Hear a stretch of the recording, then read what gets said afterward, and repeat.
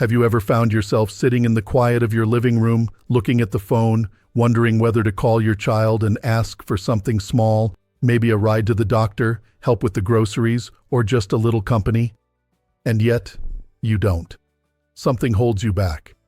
You hear a voice inside saying, "Don't bother them," or "They'll just get irritated again." Or even worse, "You should be able to do this on your own." If that sounds familiar, please know, you are not alone. There are many parents, especially older parents, who quietly carry this invisible burden. The burden of needing help, but being unable to ask. Of wishing for care, but bracing for rejection. It becomes even more painful when the child you want to turn to is someone who constantly puts their own needs first, who seems to care more about appearances than connection, or who often makes your needs feel like a burden. Some parents have even said, "I feel like I'm walking on eggshells with my own child." Today, we're going to talk about why asking for help can feel so difficult, even impossible, when your adult child shows deeply self-centered and emotionally demanding patterns. And more importantly, we're going to gently explore how to begin reclaiming your right to be cared for, respected, and emotionally safe. Let's begin by looking at something that's often overlooked: your own relationship with your needs. For many older adults who were raised in tough or demanding homes, the message growing up was clear: your needs come last. Or worse, your needs don't matter at all. Maybe when you were a child, no one asked you how you felt. Maybe you had to grow up too fast. Maybe you were told that being strong meant never needing anyone. And so you learned to ignore your own needs, to push through, to take care of everyone else, while leaving yourself behind. Now here's the painful truth. When we spend a lifetime ignoring our needs, it doesn't just go away. It gets baked into our thinking. So when you become a parent, and later, a parent of adult children, you might not even realize how hard it is for you to ask for help, even when you genuinely need it. And if your child consistently puts themselves first, dismisses your feelings, or becomes angry when they are not in control, then asking for help can feel even more dangerous. Because somewhere along the way, you may have started to believe a painful lie, that your needs are something to be ashamed of. Let's pause there. That's a big word: shame. Shame is different from guilt. Guilt says, "I did something wrong." Shame says, "There's something wrong with me." And if you grew up in a home, or later lived in a home, where asking for help meant being laughed at, dismissed, or punished, then your brain and body learn to associate need with shame. Every time you reach out, that old fear flares up. You freeze, you shut down. You decide it's easier to struggle alone than to risk being made to feel small or needy or pathetic. That's not weakness. That's survival. But here's what I want you to hear, and really hear, today. Your needs are not shameful. They are human. They are holy. There is nothing shameful about needing support, about needing to be heard, about wanting someone to care for you the way you've cared for others your whole life. So many of us have internalized this old programming, what one therapist called the emotional Wi-Fi of the family. We absorb beliefs we never consciously chose. And one of the most damaging is the idea that someone else's needs always matter more than our own. It happens slowly, over time. You bend a little to avoid an argument. You keep quiet so they don't explode. You agree when you don't mean it. You go without so they can shine. And eventually, your own voice, your true self, gets buried. If this sounds familiar, I want you to know that this isn't just a personal problem. It's a pattern, a system, and it has a name: emotional location. Every family has an emotional system, almost like an invisible map. And in that system, people are placed, or place themselves, in certain roles. You might be the peacekeeper, the provider, the invisible one, the strong one, the one who never needs anything, the one who keeps it all together. In families like this, parents are often placed in the role of endlessly giving, offering praise, attention, and emotional support, while rarely being allowed to ask for anything in return. And when they do, they are often met with guilt-inducing responses, irritation, or silence. So your emotional location becomes one of invisibility. You begin to believe, maybe without even realizing it, that love means being needed, not being helped. That to matter, you have to give. And that needing anything is a sign of weakness. But that's not love. That's a transaction. Healthy relationships are not one-way streets. They are built on mutual respect, mutual care, and mutual honesty. And here's the hard part. If your child consistently struggles with empathy, reciprocity, or shared emotional responsibility, that sense of mutual care may never come. But that doesn't mean you can't change. And it doesn't mean you have to keep living in that same emotional place. You can move. Not physically necessarily, though sometimes space helps, but emotionally, mentally, spiritually. You can begin to reclaim your right to be seen, to be valued, to be helped. That starts with stopping the self-neglect. And before you panic, I'm not saying you have to flip a switch overnight. This isn't about suddenly becoming selfish or demanding. This is about one gentle, courageous truth. You matter too. And you are allowed, yes, allowed, to take up space.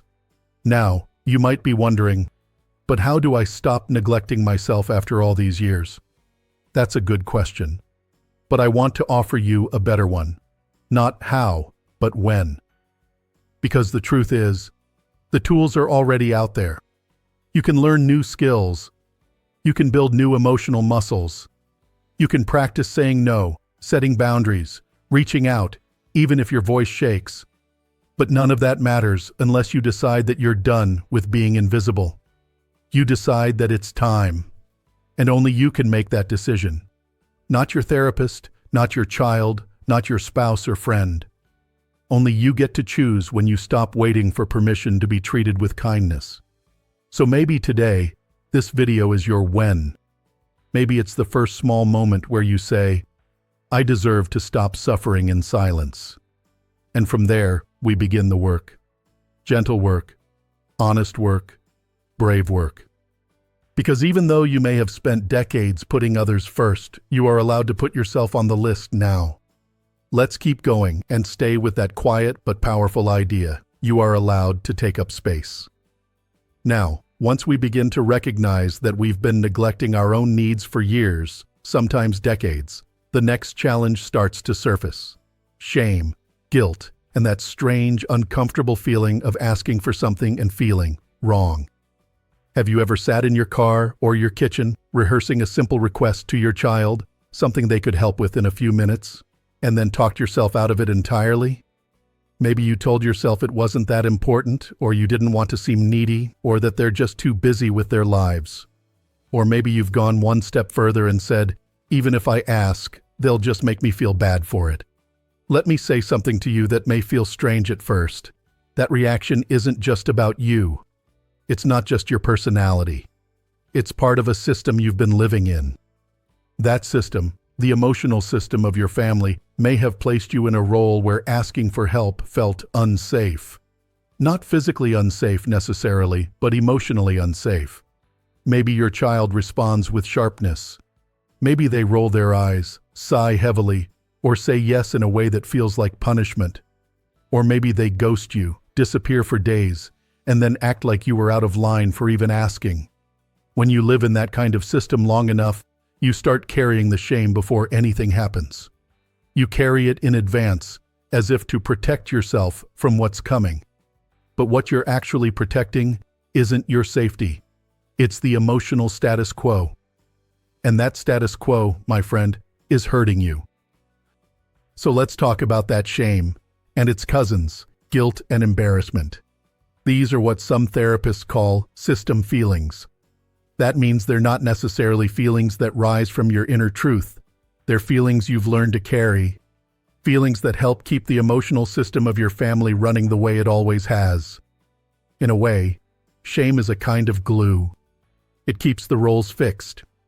It keeps the peace, but at a terrible cost.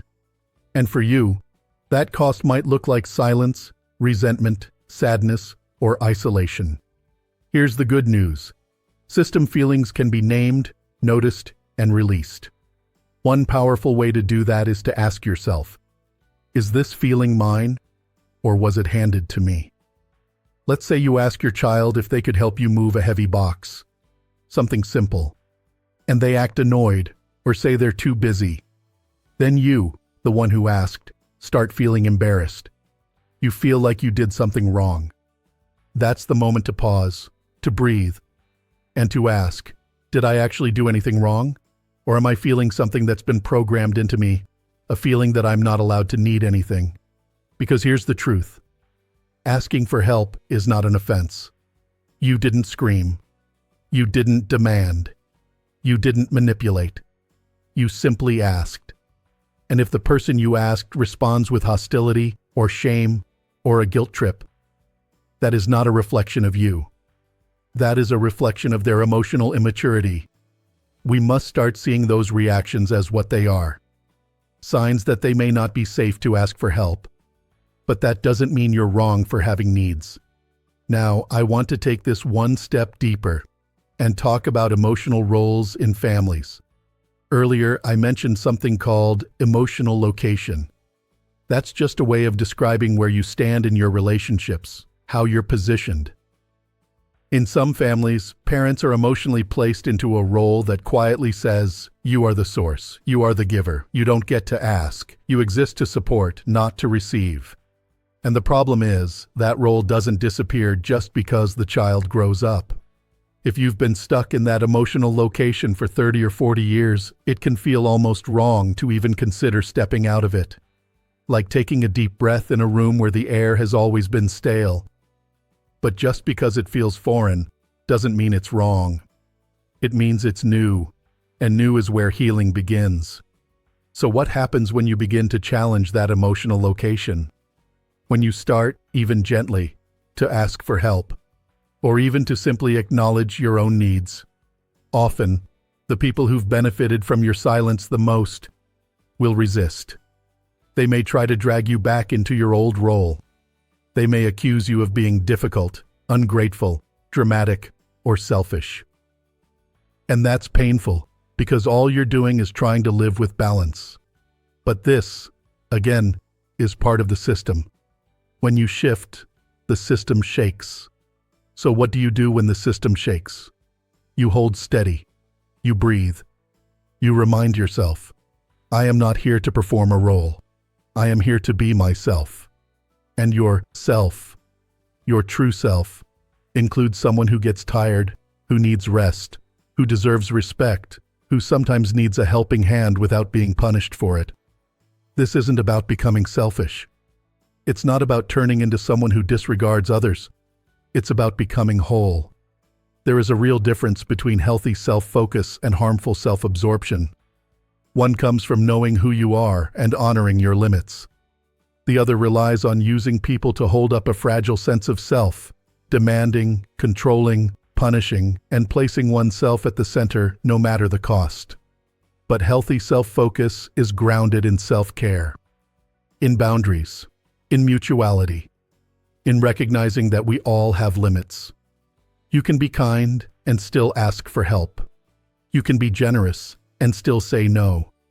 You can be loving and still protect your peace. And sometimes, protecting your peace means not asking for help from people who consistently hurt you. Let's be honest here. Not every child is safe.